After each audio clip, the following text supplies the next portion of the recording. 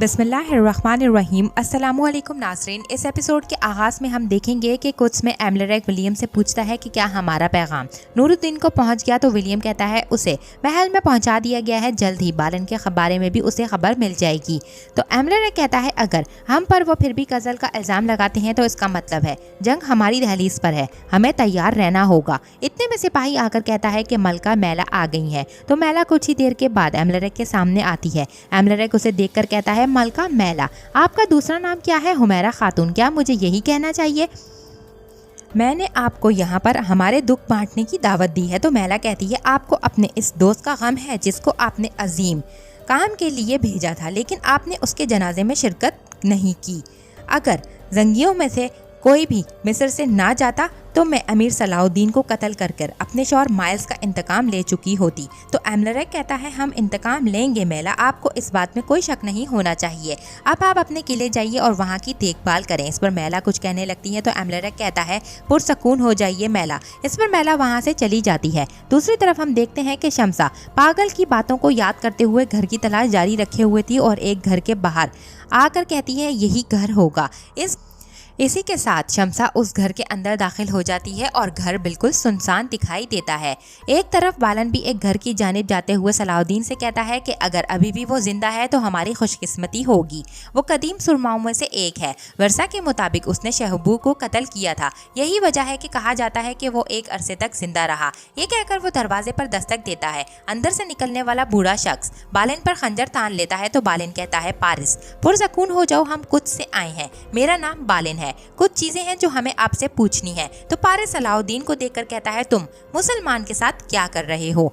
दूसरी तरफ मैला गुस्से में आगे बढ़ रही थी कि लाडगाय उसे रोकते हुए कहता है ऐसा लगता है कि आप जल्द से जल्द कुछ से निकलना चाहती हैं। तो मैला कहती है बदकिस्मती से मुझे एक बार फिर एहसास हुआ है कि कैरक एक गोद लिया हुआ किला है। तो लाडगाय कहता है गोद लिया हुआ है या नहीं, बादशाहत हमेशा अपने बच्चों को हड़प करने के लिए मौजूद रहती है। इंसान को कुचलने वाले इस निज़ाम के सामने खड़े रहने के लिए एक ही रास्ता है कि हमेशा मजबूत बने रहो। मैं यहाँ पर आपको रास्ता दिखाने आया हूँ, ना सिर्फ सलाउद्दीन बल्कि तमाम जंगियों से इंतकाम लेने का रास्ता।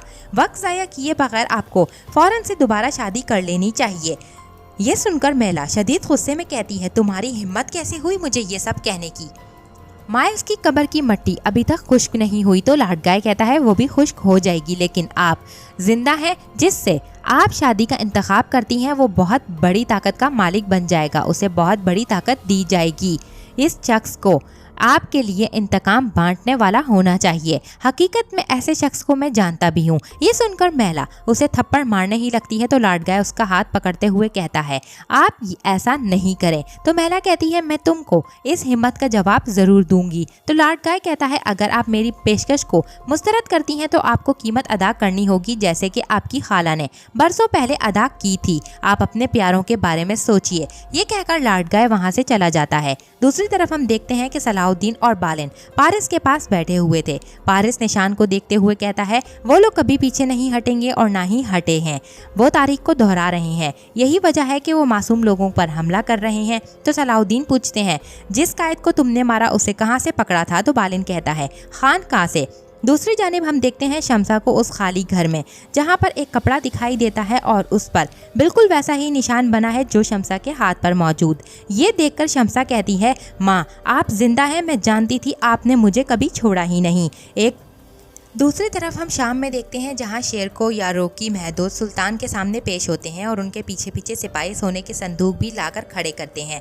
ये देखकर शेर को इशारे पर संदूक खोल दिए जाते हैं। फिर शेर को सुल्तान से कहते हैं मेरे सुल्तान, कायरा में जो कुछ हुआ उसके लिए माजरत कबूल फरमाइए। इस पर सुल्तान सोने की जानिब देखने लगते हैं। तो फिर शेर को मजीद कहते हैं हम शहवार को मारने ही वाले थे मेरे सुल्तान, मगर आखिरी लम्हे में। इससे पहले के शेर को मजीद कुछ कहते हैं, सुल्तान उन्हें खामोश करवाते हुए कहते हैं क्या हमने तुम्हें वहाँ पर शहवार को मारने के लिए भेजा था? क्या आप समझते हैं हमारा हिसाब शहवार को कत्ल करना था? तुमने इन सालों में सियासत नहीं सीखी है। मैं तुम्हें तफसील से इसीलिए बता रहा हूँ कि ताकि तुम समझ सको। अगर आज तुम शहवार को मार देते और तुम ये सोने जो लेकर आए हो इसकी कदर बिल्कुल भी नहीं होती। हम जो हासिल करना चाहते हैं वो सिर्फ और सिर्फ मिस्र है, ना ही सोना और ना ही शहवार का सर। वहीं रात के वक्त सलाउद्दीन और बालिन सराय में बैठा खाना खा रहे थे। इसी दौरान सलाउद्दीन बालिन से कहते हैं हर चीज़ बता रही है कि हमले जारी रहेंगे। तो बालिन कहता है निशानात सिर्फ बेगुनाही होंगे, हमें एहतियात बरतनी होगी। तो सलाउद्दीन कहते हैं हम किसी का खून बहाने की इजाज़त तो नहीं देंगे और ना ही हमारे सुल्तान इसकी इजाज़त देंगे। हम इस बारे में तफसीली मालूमात हासिल करेंगे और करीबी इलाकों में जहाँ हमले का इम्कान है उस बारे में भी जानेंगे। एक तरफ कुद्स में चातलियों दुआ मांगते हुए कहता है खुदावंद मैं बहुत गुनहगार हूँ और अब मैं एक और गुनाह करने जा रहा हूँ, लेकिन मैं जानता हूँ तुम मुझे समझ सकते हो। मसीही खून जो मैं बहाऊंगा वो मुसलमानों की खून की नदियाँ बहाने का सबब बनेगा। मैं सबसे पहले अपने आप से शुरू करता हूँ। ये कहकर वो अपना हाथ काट लेता है। फिर मजीद कहता है खुदावंद मुसलमानों के खून से इसे धो दे, इसे पाक कर दे।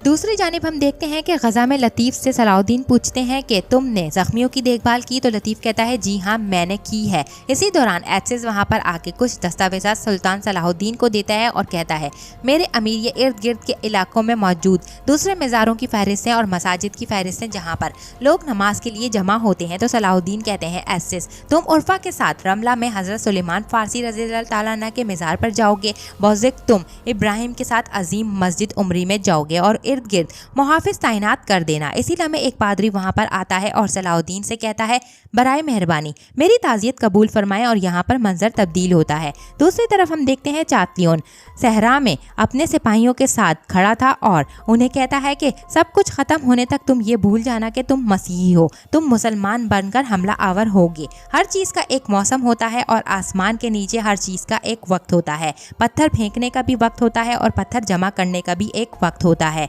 एक तरफ हमें खानका दिखाई जाती है जहाँ पर पादरी बच्चों को पढ़ा रहे थे और दूसरी तरफ चातलियोन सिपाहियों के हमरा उसी खानका की जानिब बढ़ रहा था। कुछ देर के बाद वो साहिल के पास आकर लोकास से कहता है मैं यहाँ पर बहुत मशहूर हूँ, तुम्हें मालूम है मेरे लिए बहुत करीब जाना खतरनाक है। मंसूबे से तुम पीछे हटे बगैर और निशानात छोड़े बगैर ये काम मुकम्मल करोगे। जाओ अब जल्दी, और अगर कुछ गलत होता है तो तुम जानते हो तुम्हें क्या करना है। ये सुनकर लोकास सिपाहियों को लेकर कश्ती में सवार हो जाता है जो कि मुसलमानों के भेस में थे।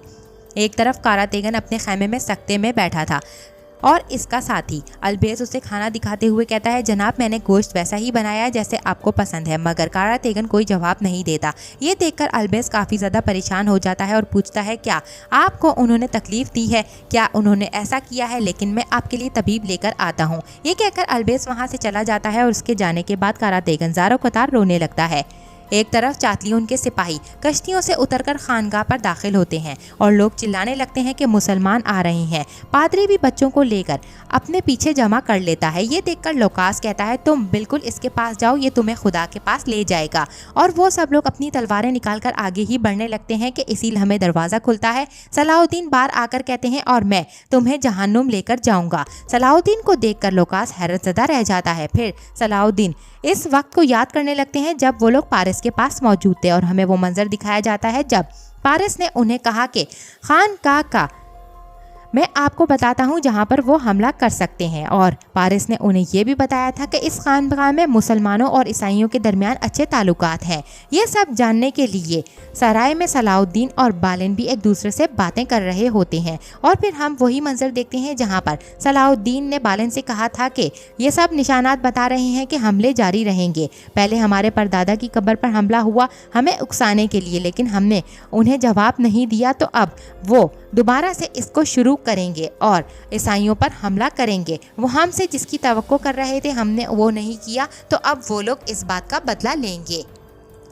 जैसा कि पारिस ने हमें बताया कि इस बार इनका हदफ ऐसा मकाम हो सकता है जिसको ईसाई मुकद्दस समझते हों। इसके बाद हमें एक बार फिर से वो मंजर दिखाया जाता है जहां पर पादरी सलाहुद्दीन के पास ताज़ियत के लिए आया था और उसने बताया कि आपने मुझे कहा था अमीर हज़रत कि कोई भी गैर मामूली चीज़ देखो तो फ़ौरन से आ जाना। तो कल रात मैंने खानगाह की सफाई करते हुए कुछ मशकूक लोगों को आसपास देखा। मैं रोज़ सफाई करता हूँ मगर कभी भी मुझे वो नज़र नहीं आए। ये सब सुनने के बाद सलाहुद्दीन ने बालन से कहा था कि उनका अगला हदफ वही है जिसका वो जायज़ा लेने के लिए आए हैं।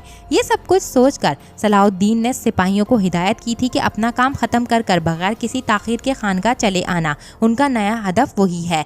वहाँ पर गजा में ईसाइयों के लिए वो बहुत ज़रूरी है। ये सब दिखाने के बाद हमें एक बार फिर से खानका का मंजर दिखाया जाता है जहाँ पर बालिन और सलाहुद्दीन मौजूद थे और वो एक साथ आगे बढ़ते हैं और उनके साथी भी लुकास और उसके आदमियों को घेर लेते हैं। पादरी भी वहां से लेकर बच्चों को आगे चला जाता है, जिसके बाद बालिन लुकास से कहता है तुम ना ही मुसलमान हो और ना ही ईसाई हो, तुम्हारा ताल्लुक किसी मजहब से नहीं, तुम सिर्फ कातिल हो। ये कहकर वो लोग तलवारें निकालते हैं और उन पर हमला कर देते हैं और उनके बीच लड़ाई होने लगती है। एक तरफ सुल्तान महल में मलका खातून के साथ मौजूद थे। इस्फहानी इसी लम्हे आते हैं तो सुल्तान कहते हैं हरगिज मुझे कोई बुरी खबर नहीं देना।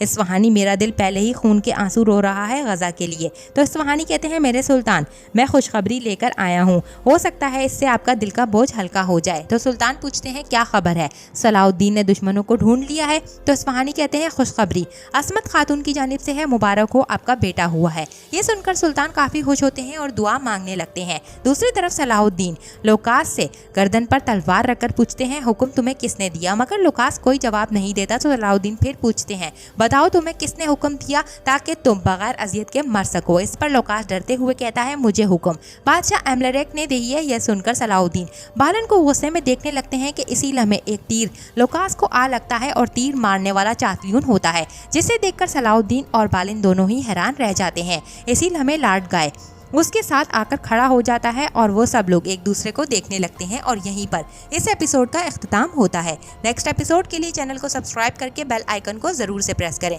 Thanks for watching and keep supporting us.